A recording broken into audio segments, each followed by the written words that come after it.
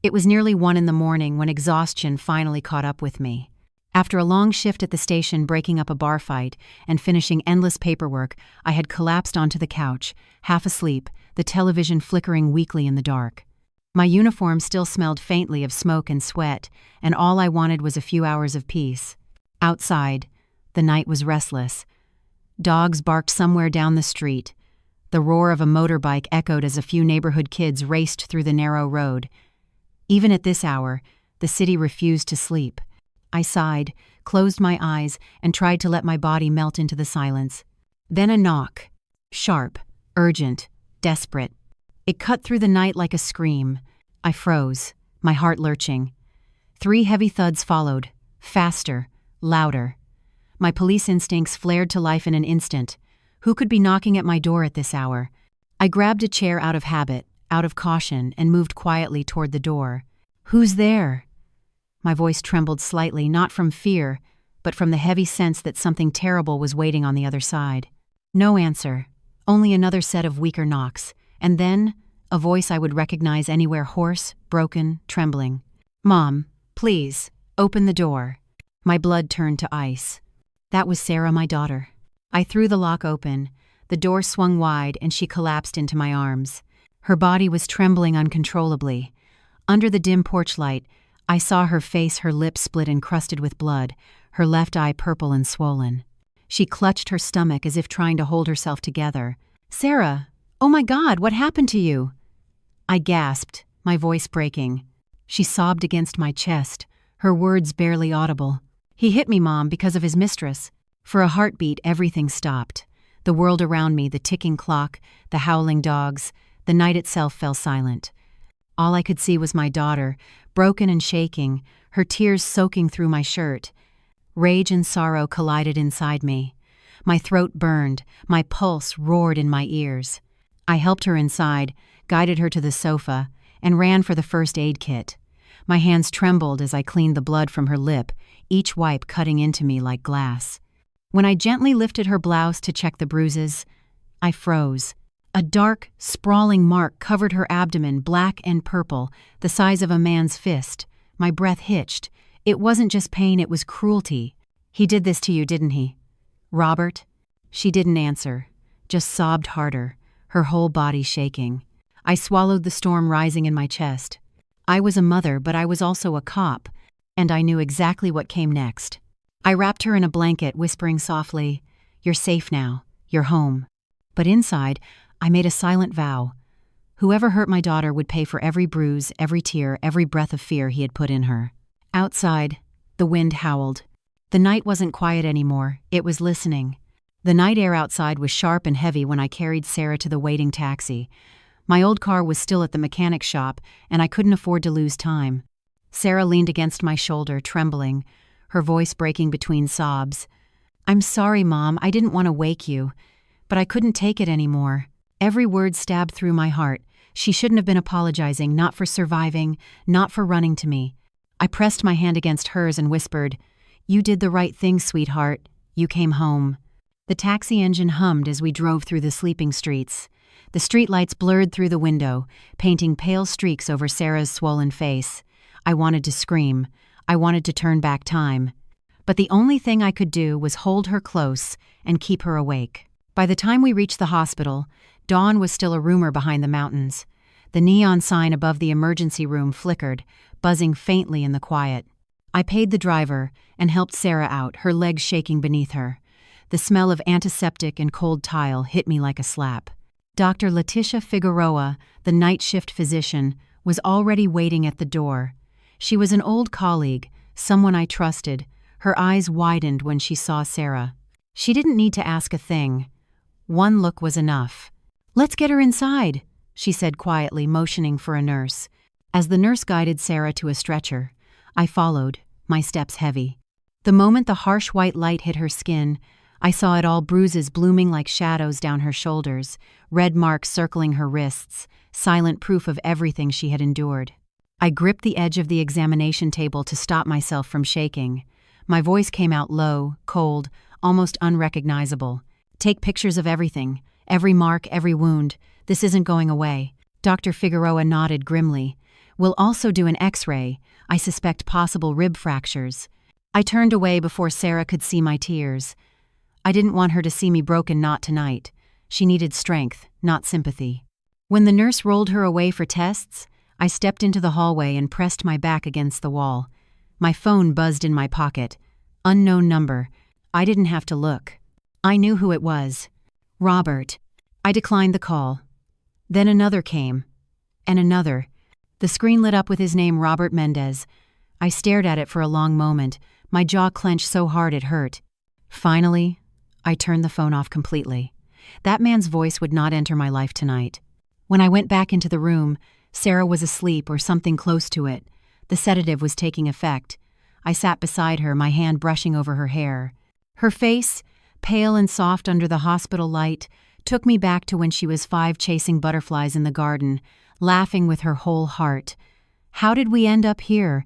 How did she— I leaned close and whispered, barely audible, "You're safe now. I promise you that.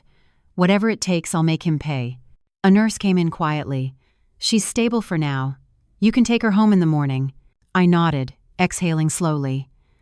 I knew I wouldn't sleep that night, because something inside me had shifted, something dark, steady, and unbreakable. When dawn began to bleed through the hospital blinds, I sat by her bed, my phone in hand, and called an old number, James Ellison, my lawyer. His sleepy voice answered on the 3rd ring. "James," I said softly, though my voice was full of iron. "Start the plan. Now." He paused. "Elizabeth, are you sure?" I stared at my daughter's bruised face, at the proof of his cruelty written all over her skin. I've never been more sure of anything in my life. The morning sun was only beginning to rise when we arrived home. Its weak, golden light slipped through the curtains, cutting across the living room where I'd once watched Sarah play with her dolls. Now that same room smelled of antiseptic and fear. Sarah sat quietly on the couch, still pale, a blanket wrapped around her trembling shoulders. I made her a cup of warm milk and placed it beside her. She didn't touch it. She just stared blankly at the floor, as if the world had gone hollow. Her phone, lying on the table, wouldn't stop buzzing. 7 missed calls, all from Robert. And then a message flashed across the screen. "Open your mouth again and you'll lose everything." I felt my chest tighten, fury crawling up my throat like fire.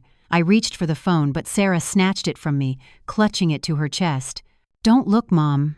Please. It's nothing," she said, her voice shaking. Her eyes were wild with fear, as though just seeing those words could destroy her completely. I wanted to argue, to tell her that silence was poison, but instead, I sat beside her and held her hand. "You're safe now," I whispered, even though I wasn't sure if either of us believed it.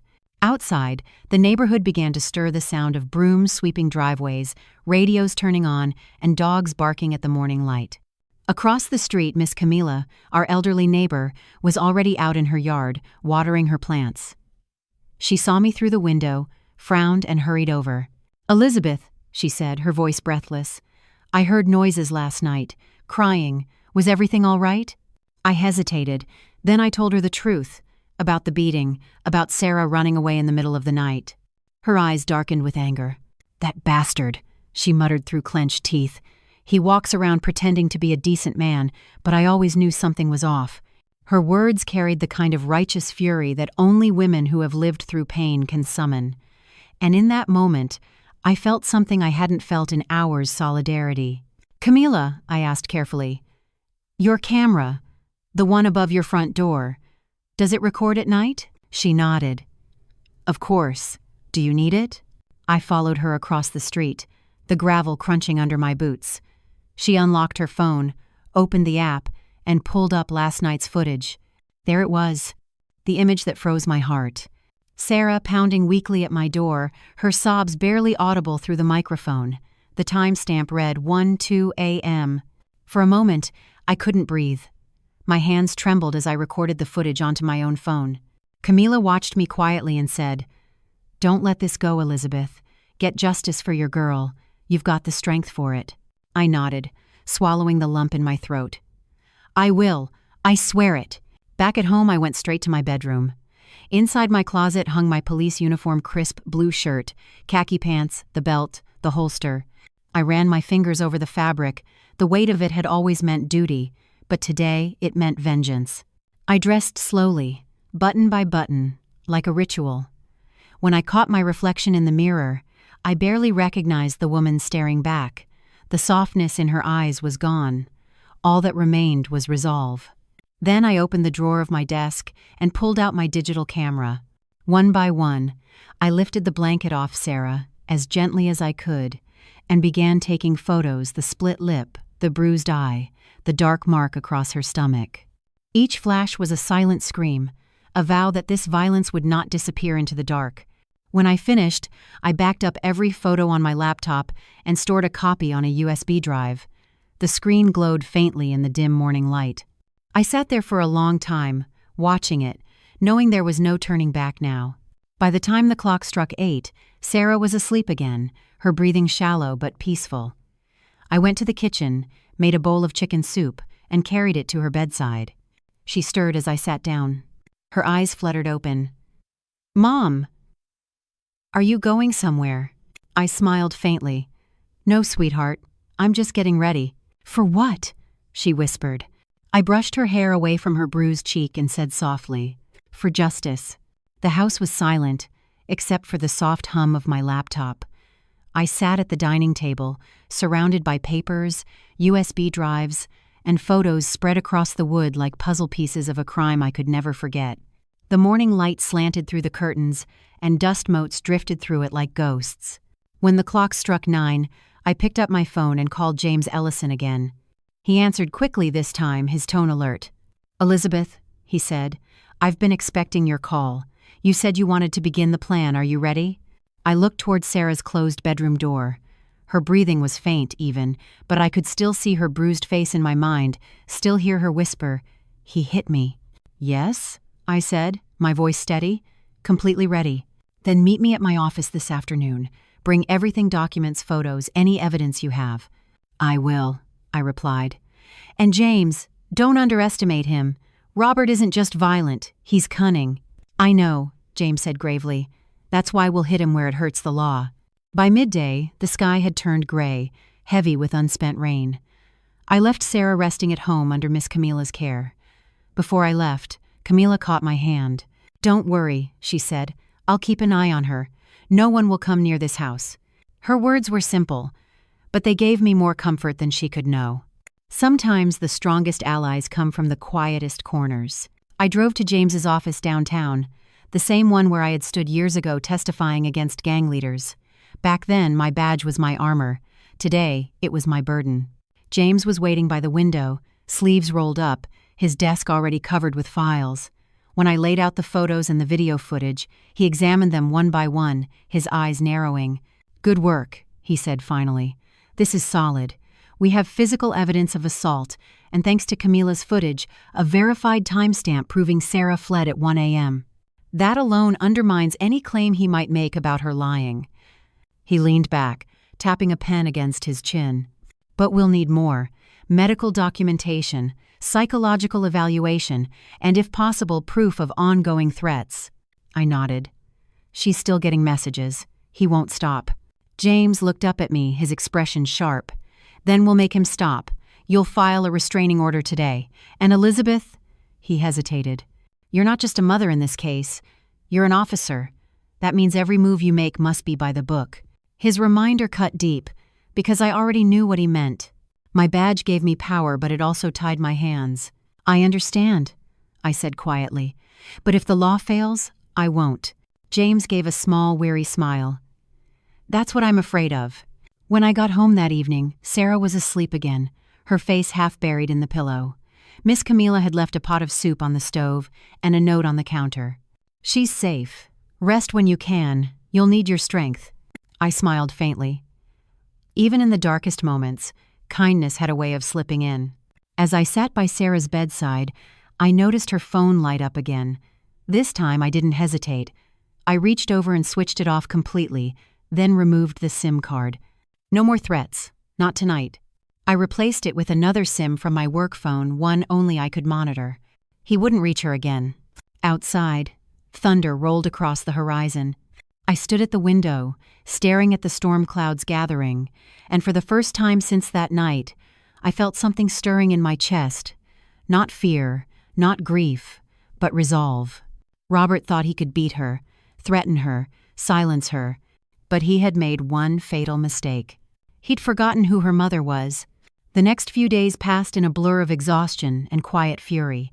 Sarah spent most of her time resting, drifting between sleep and uneasy silence. Every so often, I'd catch her staring blankly at the ceiling, lost in thoughts she wouldn't share. The bruises on her skin began to fade, but the ones in her eyes, those would take far longer to heal.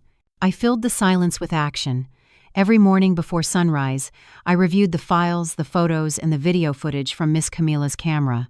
I documented every injury, every threat. Each piece of evidence was another step toward justice, another brick in the wall I was building to protect my daughter. Then, one afternoon, as I sat at the kitchen table sorting through papers, my phone rang. The number was familiar but unexpected. Romero Alcazar, head of the Public Property Registry. "Elizabeth," he said, his voice low and serious. "I'm not sure if it's safe to talk long, but I saw something strange this morning." My brow furrowed. "What kind of strange?" "Your name and your daughter's appeared in a land transfer file," he said, "but neither of you called me to verify it. It looks like your family's old property, the one on the East Hill, transferred last week."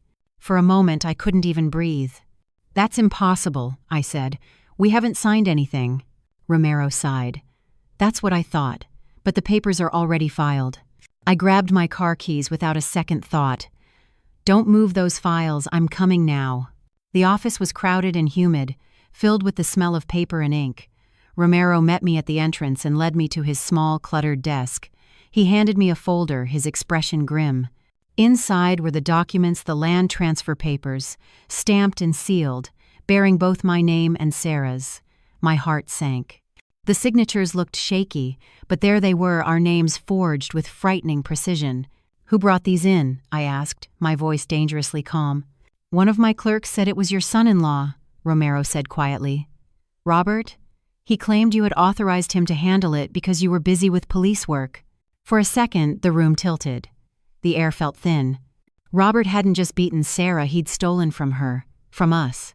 The land was my father's inheritance, the last piece of him we still had.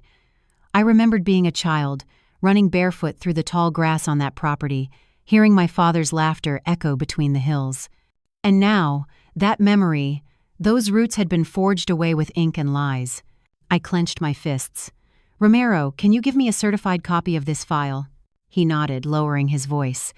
"I'll print one, but be careful. Someone on the inside helped him push this through." When he handed me the photocopy, his gaze met mine. "Elizabeth, you're dealing with something dangerous. He's not just a violent man, he's connected." I gave him a small, bitter smile. "So am I." When I returned home, Sarah was sitting up on the couch, flipping through an old photo album. She looked fragile but calmer. "Mom, where were you?" she asked softly.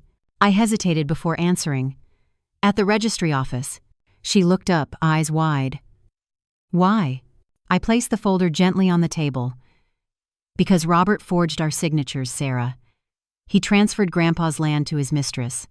Her face went pale, then red. "What? No, he wouldn't." But she stopped herself. She already knew he would. Tears welled in her eyes.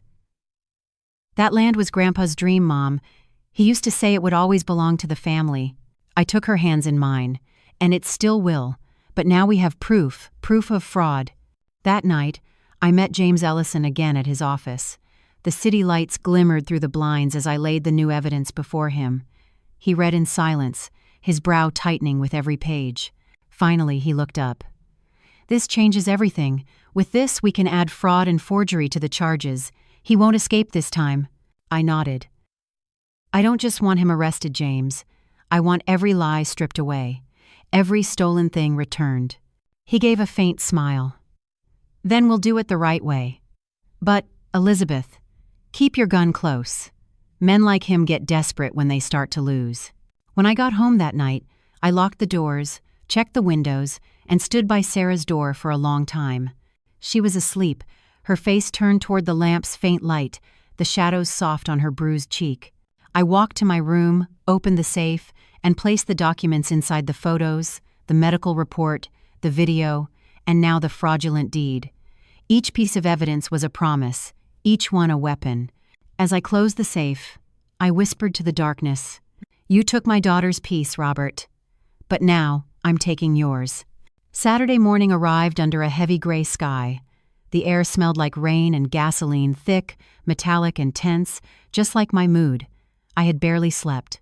Every time I closed my eyes, I saw Sarah's face the night she collapsed at my door. The bruises, the tears, the trembling voice whispering, "He hit me." Today, that image wasn't just pain, it was fuel.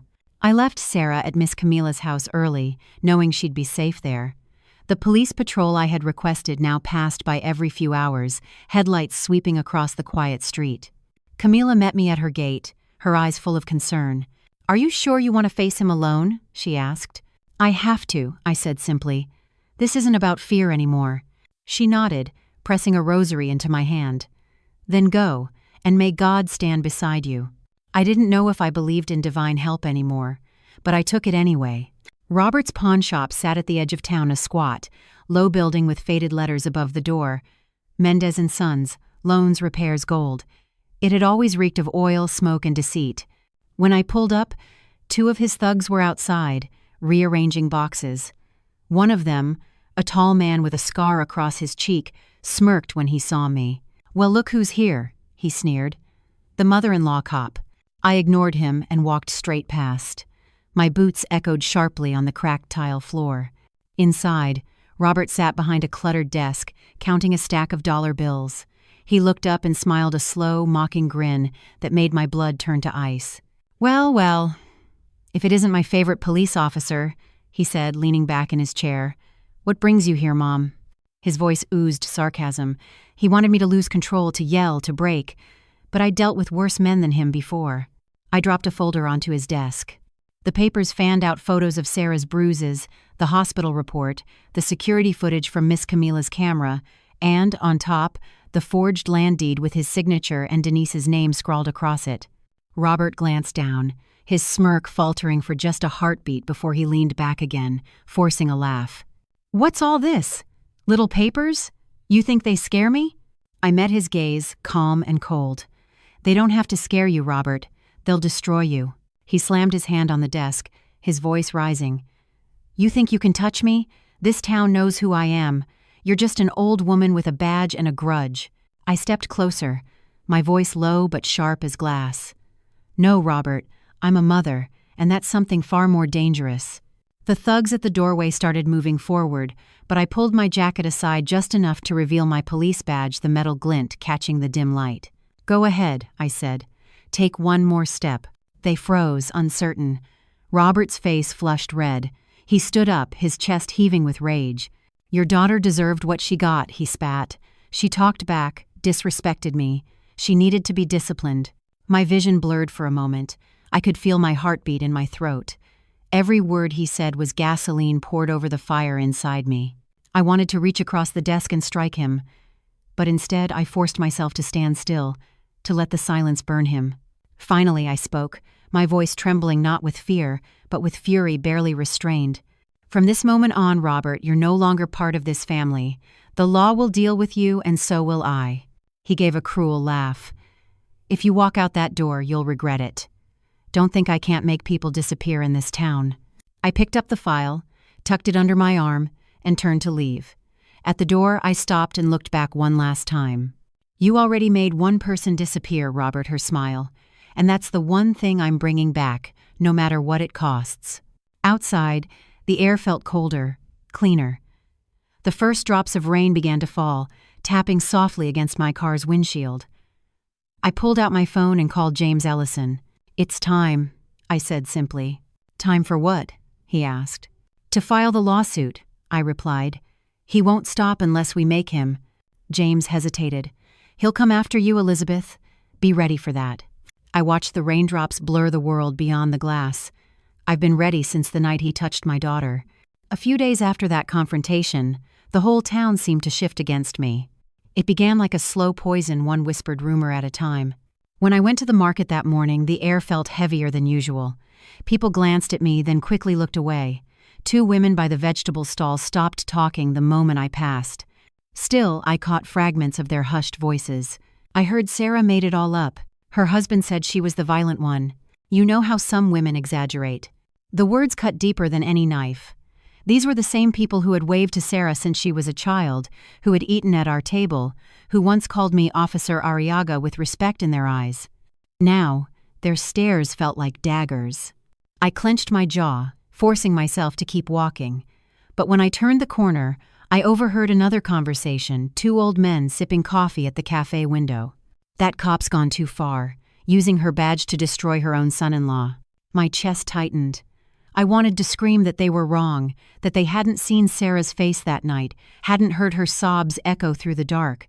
But what would it change? Lies always travel faster than the truth. That afternoon, James Ellison called me to his office. His voice was tense, clipped. "Elizabeth, Robert's lawyer just filed a counterclaim." When I arrived, he handed me a thick folder.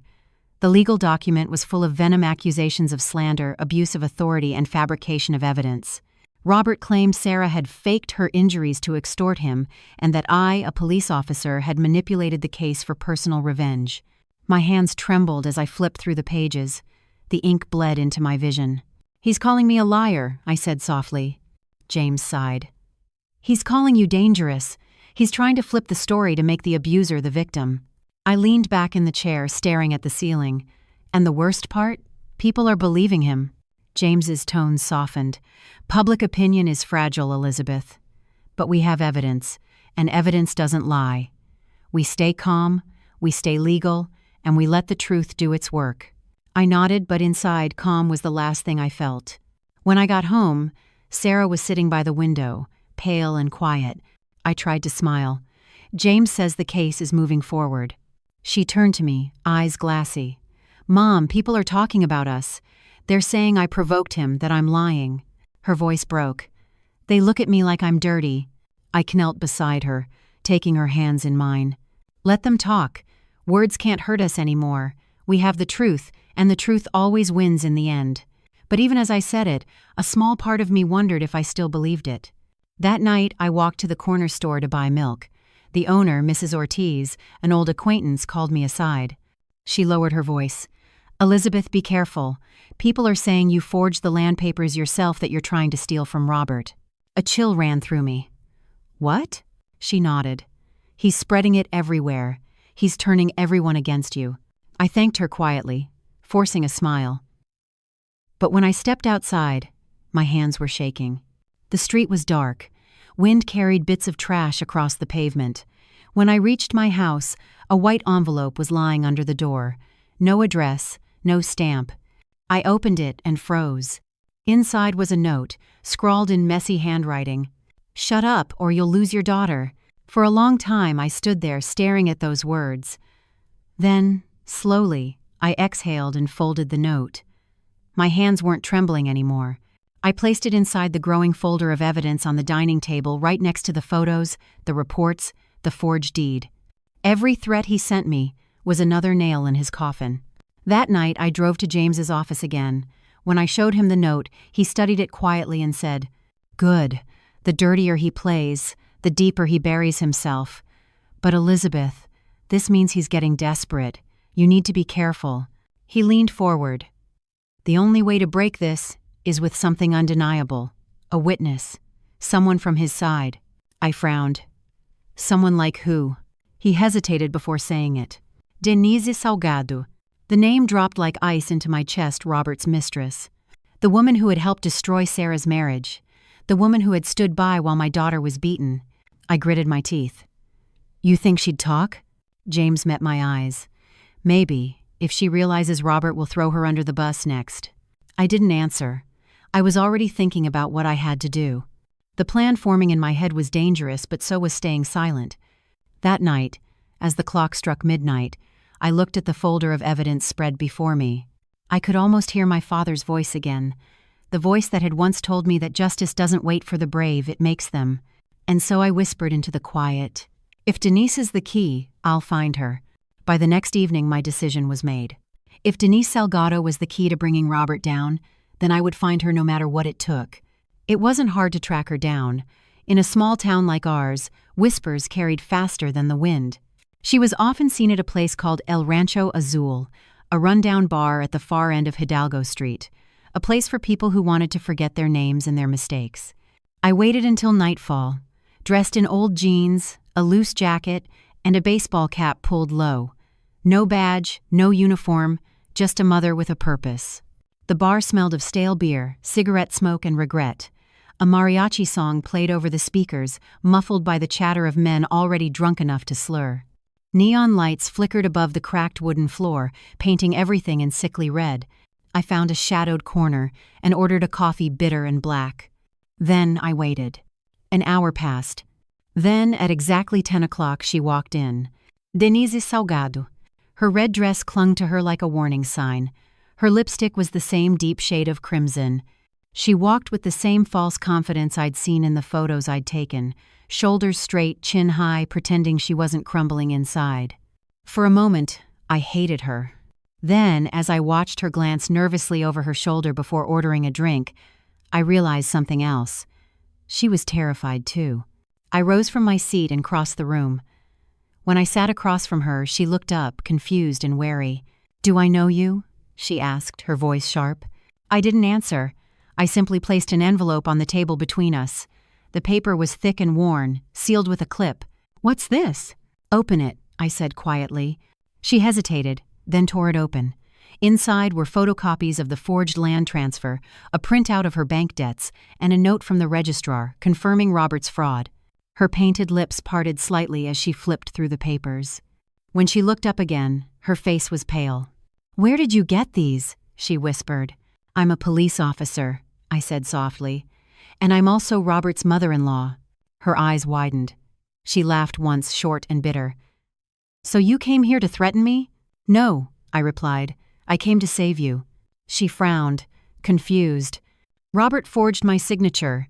He used you as a pawn, and when the truth comes out, he'll let you take the fall for him.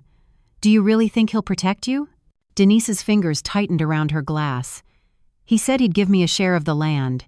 He said everything was under control." I leaned closer, my voice low but firm. "He lied to my daughter. He lied to you. He'll keep lying until someone stops him. You can either drown with him or help me bring him down."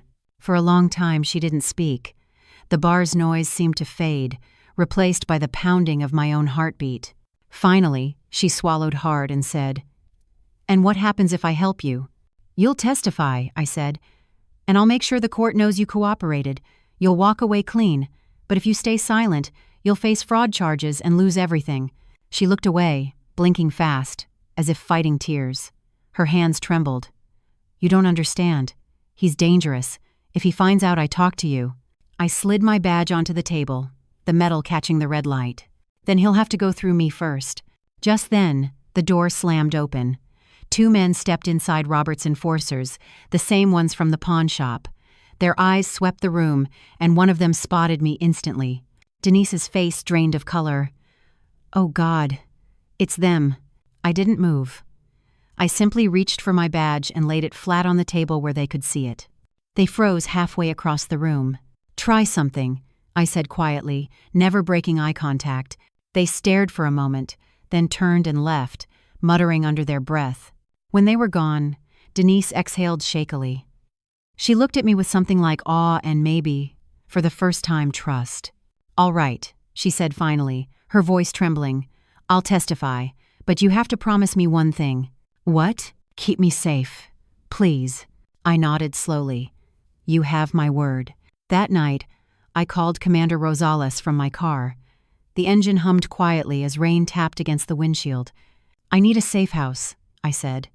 "A secure one, for a witness named Denise Salgado." He didn't even ask why. "I'll take care of it," he replied. When I hung up, I sat in silence, staring at my reflection in the rearview mirror. My face looked older than I remembered, harder, but steadier too. Robert thought he controlled the game, but now his most loyal piece had switched sides. For the first time in weeks, I allowed myself a small, quiet smile. The tide had turned. The morning of the trial arrived cold and gray, the kind of morning where the air felt heavy enough to carry fear. I had been awake since before dawn, pacing the kitchen, the smell of coffee lingering untouched on the table. Every part of me wanted to stay calm, but the weight of what was coming pressed down like iron. From Sarah's room came a soft knock. "Mom?" I turned to see her standing there in a pale blue dress, her scarf covering the fading bruise along her neck. Her eyes were tired, but behind them was a spark I hadn't seen in months, something that looked like quiet strength. I smiled faintly. "You look beautiful." She shook her head, tears threatening to spill. "I'm scared." I took her hands, squeezing them gently. "Courage isn't the absence of fear, Sarah. It's doing what's right even when you're terrified." Outside, the sound of tires on gravel broke the stillness. Commander Rosales was waiting in a patrol car. I locked the front door, took one last look at our home, and guided Sarah out into the cold. The ride to the courthouse felt endless. Every bump in the road echoed with memories, the knock at 1 a.m, the bruises, the threats, the lies, but now at least we weren't alone. The law was on our side, and so was the truth. The courthouse loomed ahead, its old stone walls gray under the cloudy sky. People were already gathered at the steps, reporters, townsfolk, curious onlookers. Their whispers followed us as we walked up the stairs. "There they are. Poor Sarah." "No, haven't you heard?" She made it up. Each murmur was a dagger. I ignored them all. Inside, James Ellison waited for us near the courtroom doors, his expression sharp and focused. "Are you both ready?" he asked. I nodded. Sarah hesitated, then whispered, "Let's end this." When we entered the courtroom, every eye turned toward us. Robert was already there, seated beside his lawyer, Hector Valdivia, a man known for defending monsters. Robert wore a dark suit, his hair slicked back, his expression calm, too calm. But I saw it, the small twitch in his jaw, the flicker of panic behind the arrogance. In the back row sat Miss Camila, hands folded over her purse, eyes filled with silent support. And a few seats away, Denise Salgado. Her red lipstick was gone. Her dress was simple. She looked smaller somehow, but resolute. When the judge entered, the room fell into silence.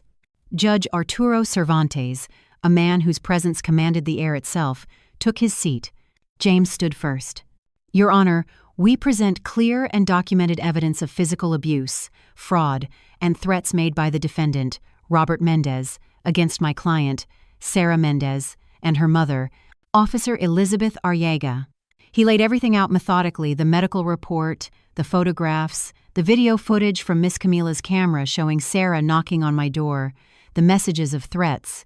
As the screen played the footage, Sarah lowered her head. The faint sound of her knocking, her desperate voice pleading, "Mom, open up," filled the courtroom. Several people in the audience gasped. When the lights came back on, the silence was deafening. Then Valdivia stood, his tone smooth and poisonous. "Your Honor, what we see here is not justice, it is vengeance. My client, a respected businessman, is being slandered by a woman abusing her badge and authority. The injuries? Self-inflicted. The accusations? Fabricated. All to steal property and sympathy." The words made my hands clench so hard my nails cut into my palms. I wanted to shout, to tear his lies apart right there, but James's subtle glance told me to hold. He had it under control. "Self-inflicted?" James repeated coolly. "Perhaps Mr. Mendez can explain the threatening text messages he sent his wife, the ones that read, 'Open your mouth again and you'll lose everything.'" The screen lit up again, showing the texts in bold letters. Robert's jaw tightened. The judge leaned forward. "Mr. Mendez, do you deny sending these messages?" Robert tried to speak but faltered. His lawyer placed a hand on his arm, whispering something urgently. Then came the moment I had been waiting for. James called Denise Salgado to the stand. The room shifted. Everyone whispered. Robert turned pale. Denise's hands trembled as she raised her right hand to take the oath. She glanced briefly at me, and I nodded once, reassuring her. Her voice was unsteady at first. "Robert told me he'd give me a share of the land if I helped him. He said his wife didn't deserve it. He brought me the papers already signed. He said everything was handled." "Did you know those signatures were forged?" James asked. Tears welled in her eyes. "I know now, and I'm sorry." Robert leapt from his chair. "You lying whore!" he shouted. The bailiffs moved instantly, holding him back as the judge slammed his gavel. "Order! One more outburst and you'll be removed from the courtroom." Denise flinched but kept going. "He made me do it. He said no one would ever believe Sarah or her mother, that he owned this town." For a moment no one spoke. Even Valdivia looked shaken. James stepped forward. "No further questions, Your Honor." When it was my turn to take the stand, I swore the oath and faced the crowd.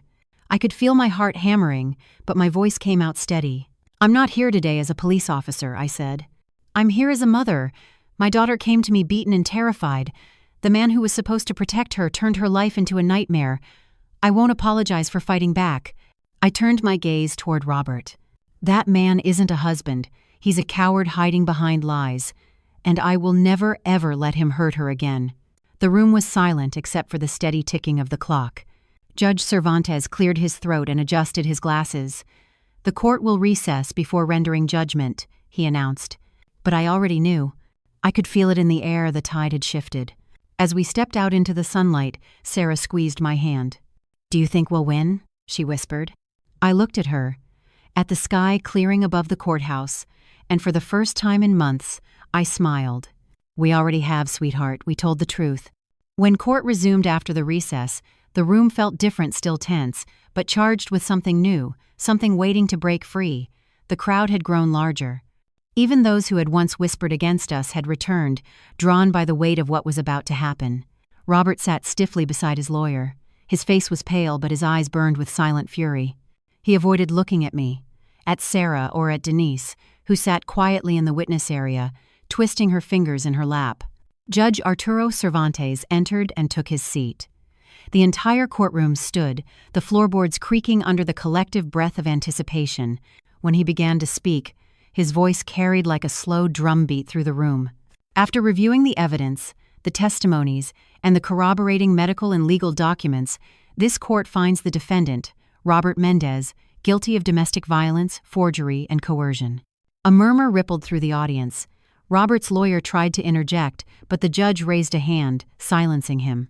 Furthermore, this court issues a permanent protection order for the victim, Sarah Mendez, nullifies the fraudulent land transfer, and freezes all assets of the defendant, pending further investigation of financial crimes.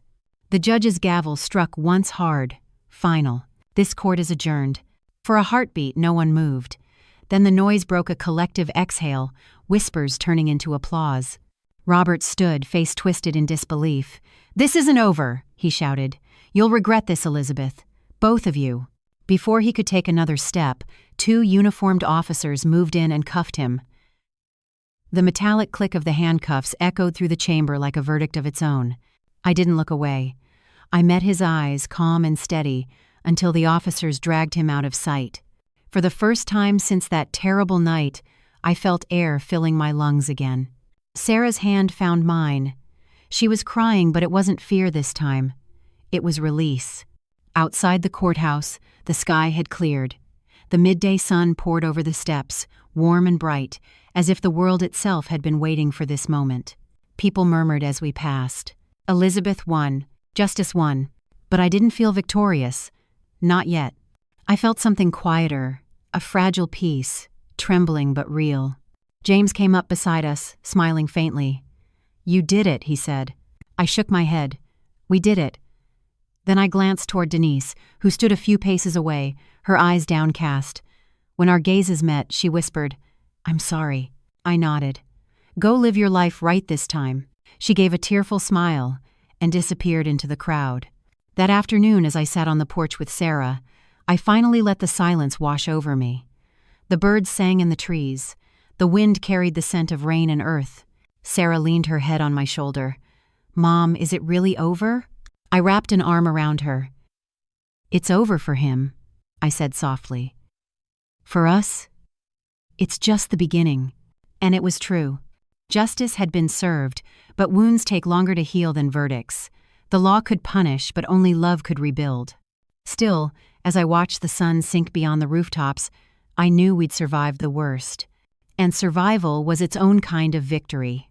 By the next morning, word of Robert's arrest had spread through every street, every cafe, every whispering corner of the town. His mugshot was plastered on the front page of the local paper, "Pawn shop owner arrested for domestic violence and land fraud." When I saw it, I didn't feel triumph, not satisfaction, just a strange stillness, as if something inside me had finally stopped trembling after weeks of holding its breath. Sarah stood by the kitchen counter, reading the article in silence. When she finished, she folded the newspaper and said softly, "I thought seeing this would make me happy." I looked at her. "And does it?" She hesitated. "It just feels empty." I nodded. "That's what justice feels like sometimes. It doesn't erase the hurt, it just stops the bleeding." The days that followed were quiet. For the first time in months, the phone didn't buzz with threats. No one pounded on the door. The house felt lighter, even the air seemed easier to breathe. But silence brings its own ghosts. Sarah would wake up in the middle of the night, gasping, whispering, "He's here." Each time I would rush to her room, sit on the edge of the bed, and hold her hand until her breathing slowed. "It's all right, honey," I'd whisper. "He can't touch you anymore." Sometimes she'd fall back asleep. Sometimes we'd just sit there, saying nothing, until the first light of dawn slipped through the window. I'd seen women like her before, survivors who smiled in daylight but fought shadows when the world went quiet. But this time, it wasn't just another case. It was my daughter. A week later, Miss Camila came by with a tray of sweetbread, her voice warm as ever. "You did what every mother dreams of doing, Elizabeth protecting her child." I smiled faintly. "I did what I had to." She looked at Sarah, who sat on the porch, a faint smile playing on her lips as she watered the plants. "She looks stronger," Camila said softly. "Yes," I said, watching her. Little by little. When Camila left, Sarah came inside, carrying the empty watering can. "Mom," she said, "do you think people will ever stop talking?" I thought for a moment before answering. "They will. People always move on to a new story. But you," I touched her arm gently, "you'll keep living yours." She nodded slowly, her eyes soft but determined. Later that afternoon, I drove to the police station for my shift. Walking into that building felt different now. Every echo of my boots against the floor reminded me of the night I'd called James, the trembling hands that loaded my gun, the fury that had burned through me like wildfire. Now, that fire had cooled, but it hadn't gone out. If anything, it burned steadier. A young woman was waiting by the reception desk, her face swollen from crying. She looked barely 20. When our eyes met, she whispered, "Officer, can I talk to you? My boyfriend, he..." Her voice broke. I guided her to a chair and handed her a tissue. "Take your time," I said. "You're safe here." And as she began to speak, I realized something that made my throat tighten. I was hearing echoes of Sarah's story in hers. The fear, the shame, the trembling. I leaned forward, my voice gentle but sure. "Listen to me. You are not alone. What he did is not your fault, and you have a choice now to stay silent or to fight back." Her eyes lifted to mine, full of tears but also something stronger, hope. In that moment, I understood what this fight had really been for. Not just for Sarah, but for every woman who thought no one would believe her. That evening, as I walked home, the sunset washed the sky in gold and crimson. When I opened the front door, Sarah was in the kitchen, humming softly as she cooked. The smell of onions and warm tortillas filled the air. "Dinner's almost ready," she said, smiling. That smile, after all the darkness, hit me harder than any victory ever could. It wasn't just a smile. It was proof that she was healing, piece by fragile piece. I sat down at the table, listening to her hum, the sound blending with the hiss of the pan. For the first time in a long while, the house felt like a home again. Months passed, and the seasons began to shift. The fiery reds of summer softened into the cool golds of autumn. Life, somehow, began to move forward again, slowly, cautiously, but forward. Sarah had found a job at a small accounting office downtown. When she came home each evening, she carried the faint scent of paper and coffee, her steps lighter than before. Every day, she seemed a little stronger, a little more herself. One night, she came home later than usual, her cheeks flushed from the cold. She stepped inside, smiling wider than I had seen in a long time. "Mom," she said, almost breathless, "I got the job. Full-time, with benefits." I looked up from the kitchen counter, unable to speak at first. Then I laughed, a sound I hadn't heard from myself in months. I stood, pulled her into my arms, and for a long time, neither of us said a word. It wasn't just about the job, it was what it meant. A new beginning, built from the ashes of everything she had endured. Our little house began to feel alive again. Sarah filled it with music, soft, gentle melodies that floated through the rooms like sunlight. Sometimes, I'd catch her humming as she folded laundry or cooked dinner. Each note was a small miracle, a quiet declaration that she had survived. Still, there were nights when shadows crept back in. She'd wake from dreams, trembling, whispering his name. Those were the moments when I would sit beside her bed, take her hand and remind her, "He's gone. The law took him. He can't hurt you anymore." Sometimes she believed me. Sometimes she just closed her eyes and cried. Healing isn't a straight path, it bends. It circles back. It tests you. But she was walking it, one steady step at a time. The town, too, began to change its tune. People who had once believed Robert's lies now greeted us differently, awkwardly but sincerely. At the market, an old neighbor approached me, eyes full of regret. "Officer Arriaga," she said, "we were wrong. We didn't know the truth." I nodded. Most people never do until it's too late. She looked down, embarrassed, but I didn't hold anger anymore. I had spent enough of my life feeding pain. It was time to let it starve. A few months later, Miss Camila stopped by one afternoon with her usual basket of sweet bread. She smiled at Sarah, who was now helping her carry it inside. "My goodness, look at you," she said warmly. "You've got color in your cheeks again." Sarah laughed, the sound light and pure. "I guess peace looks good on me," she joked. Camila turned to me. "You should be proud, Elizabeth." I nodded. "I am, more than I can say." When Camila left, I watched Sarah sit on the porch steps, her hair catching the evening light. The sky behind her glowed orange, fading into pink. And for the first time, I allowed myself to breathe deeply, to really feel that peace she spoke of. A few weeks later, a letter arrived from the district attorney's office. Robert had been transferred to a state penitentiary to serve his full sentence, 7 years for domestic abuse, fraud, and coercion. No parole. I read it twice, then folded it neatly and tucked it away in a drawer. It wasn't joy I felt. It wasn't even relief. It was something quieter, deeper, the kind of stillness that follows a storm once you realize the worst is truly over. That evening, Sarah joined me on the porch. She held 2 cups of coffee, one for me, one for herself. We sat there in silence, watching the stars begin to scatter across the darkening sky. "Do you ever think about him?" she asked softly. "Sometimes," I admitted, "but not the man he was, just the lessons he left behind." She nodded. "I don't hate him anymore. I just feel sorry for him." I looked at her, proud beyond words. She had turned her pain into strength, the kind that doesn't shout but endures. "You're stronger than you know, Sarah," I whispered. "You always have been." That night, when she went to bed, I stayed outside a little longer. The wind was cool, the crickets sang, and for once, I didn't feel the weight of the past pressing down on me. Justice had given us safety. But love, the fierce, unbreakable love between mother and daughter, had given us something even greater. It had given us life again. Winter came quietly that year. The air was sharp and clean, the kind that carried the scent of pine and wood smoke through every street. The town had settled into its rhythm again, markets bustling, children running, church bells echoing on Sundays.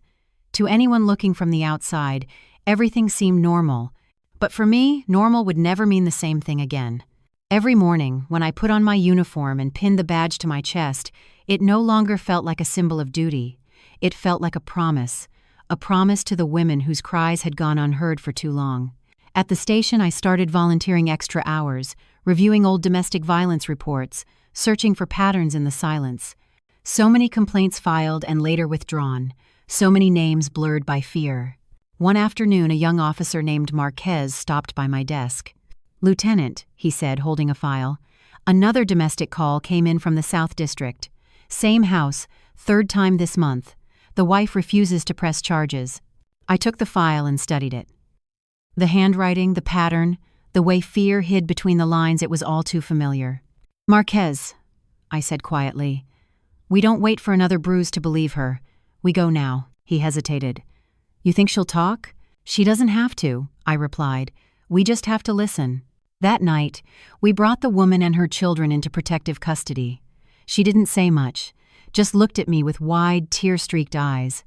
But when she whispered, "Thank you for coming," I knew. I knew this was what I was meant to do. At home, Sarah was thriving. She laughed more, cooked again, even teased me for being married to my job. One evening, I found her sitting at the dining table, sorting through papers. "What are these?" I asked. She smiled shyly. "Brochures for a support group downtown, for women like me." I sat down beside her. "You're going to join?" She hesitated, then shook her head. "No, I want to start one." For a moment I couldn't speak. My daughter, the same girl who had once collapsed in my arms, broken and terrified, was now ready to reach back into the darkness to help someone else find their way out.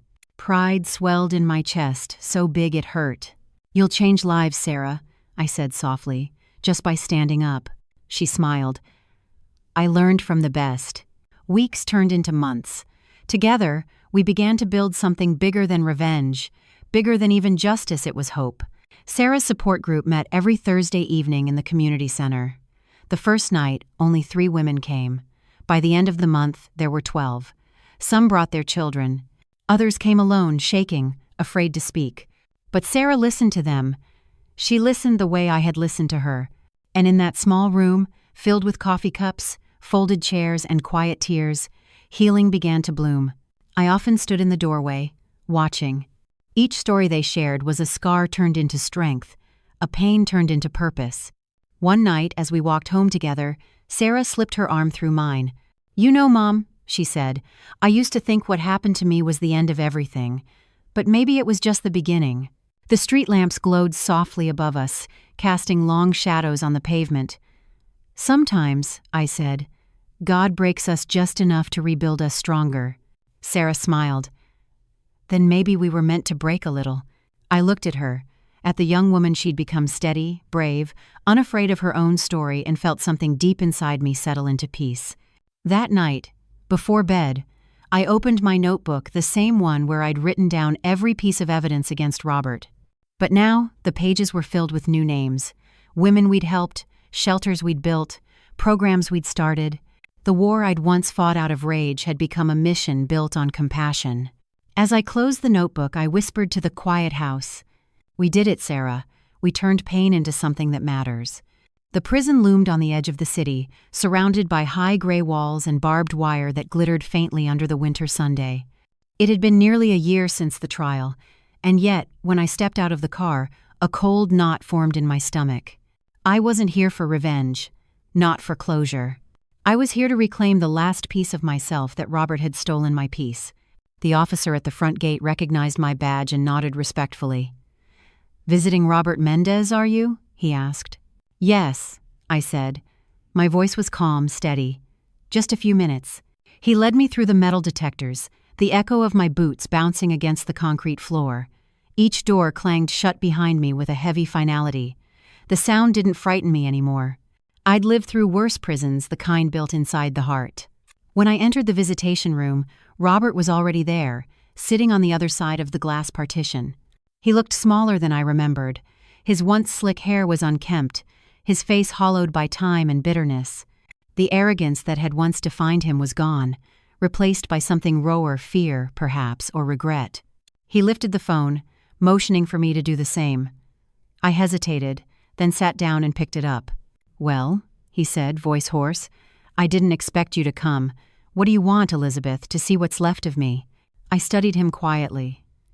"No," I said. "I came to make sure you understand what you took and what you didn't." He laughed bitterly. "I lost everything. My business, my house, my freedom. What more could I possibly take? My daughter's peace," I said. "Her safety.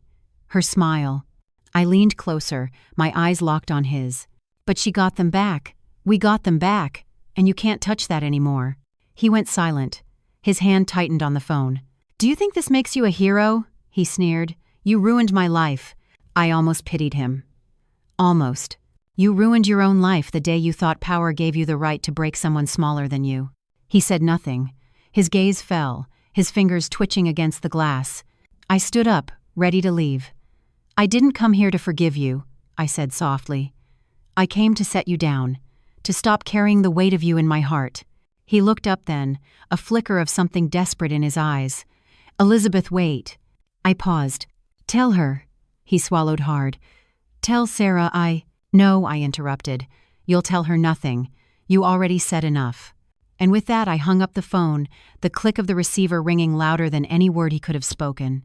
Outside, the air was bright and cold. The sky stretched endlessly blue, unmarred by fences or walls. For the first time in a long while, I inhaled deeply and felt something pure fill my lungs' freedom. When I got home, Sarah was in the kitchen, arranging flowers in a vase. She looked up and smiled. "You went, didn't you?" "Yes," I said. "Do you feel better?" I thought for a moment, then nodded. "I feel lighter." She came over, wrapped her arms around me, and whispered, "Then that's enough." That night, as I sat on the porch, a quiet peace settled over everything. The stars shimmered above, the wind moved gently through the trees, and somewhere in the distance, laughter drifted down the street. I closed my eyes, letting it wash over me. Justice had given us safety. Time had given us healing. And love, fierce, unrelenting love, had given us the strength to begin again. 2 years passed, and the world began to open its arms to us again. The pain had not vanished. Pain never truly does, but it had softened, fading into something gentler, like an old scar that no longer hurts when touched. Sarah's life had bloomed anew. She was working full-time at the accounting office, and every Thursday, she still hosted her support group at the community center. The women came in timid and broken. They left standing taller, laughing louder. Watching them reminded me that survival wasn't just about endurance, it was about rediscovering joy. I often sat quietly in the back of that room, listening as Sarah spoke. Her voice was steady, full of warmth. "We're not victims," she would say. "We're witnesses to our own strength." Every time I heard her say it, my heart swelled with pride and a little disbelief that the woman standing there had once been the frightened girl who knocked on my door at 1 a.m. At the station, my own work had changed too. Commander Rosales had retired, and to my surprise, I was promoted to head of the Family Protection Division. My office wasn't big, just a desk, a few filing cabinets, and a bulletin board filled with notes and phone numbers, but it felt like a battlefield turned sanctuary. We started a new initiative, Project Solace. Its purpose was simple: to ensure no woman in our jurisdiction ever had to face violence alone again. We trained officers to recognize the quiet signs, built faster response systems, and partnered with shelters. It wasn't easy. Bureaucracy never is. But I kept reminding myself why it mattered, because somewhere, another Sarah was waiting for someone to knock on her door and say, "You're safe now." One afternoon, after a long meeting, I found a letter on my desk with no sender name. Inside was a simple, handwritten note. "You saved me before you even knew my name. I left him. My children are free. Thank you." No signature, no address, just those words. I held that letter for a long time, tears blurring the ink. That single message meant more than every medal, every commendation I'd ever received. Because it wasn't about recognition, it was proof that what we'd fought for mattered. Sarah came by that evening, carrying 2 cups of coffee. "You still working?" she teased, setting one down on my desk. I smiled. "You know me." She looked around the office, her gaze landing on the board, filled with women's names, victims, survivors, fighters. "You've turned this place into something beautiful," she said softly. I shook my head. "We did. You taught me that healing isn't just personal, it's contagious." She laughed, her eyes shimmering. "Then let's keep spreading it." That weekend, we visited my father's old property, the land Robert once tried to steal. The grass had grown wild again, tall and soft under our feet. The sun was warm, the wind carried the scent of wildflowers. "This place still feels like him," Sarah said. I smiled, kneeling to touch the soil. "It's because he believed in roots, not just the kind that grow in the ground, but the kind that grow in people." We stood there in silence, side by side, the wind tugging gently at our hair. The past didn't hurt anymore. It simply existed, part of who we were, but no longer what defined us. Before leaving, Sarah took out a small wooden sign she'd had made. Together, we placed it near the edge of the property. The letters carved into it read, "For every woman who refused to stay silent." That night, as I sat on the porch with my coffee, I thought about everything that had brought us here: the pain, the fear, the sleepless nights, the courage it took to stand up again. And then I realized something profound. Justice had been the battle. Peace was the victory. When I closed my eyes, I could almost hear my father's voice, calm and certain, saying, "You did good, Elizabeth." I smiled through quiet tears, whispering into the night, "We did, Dad. We finally did."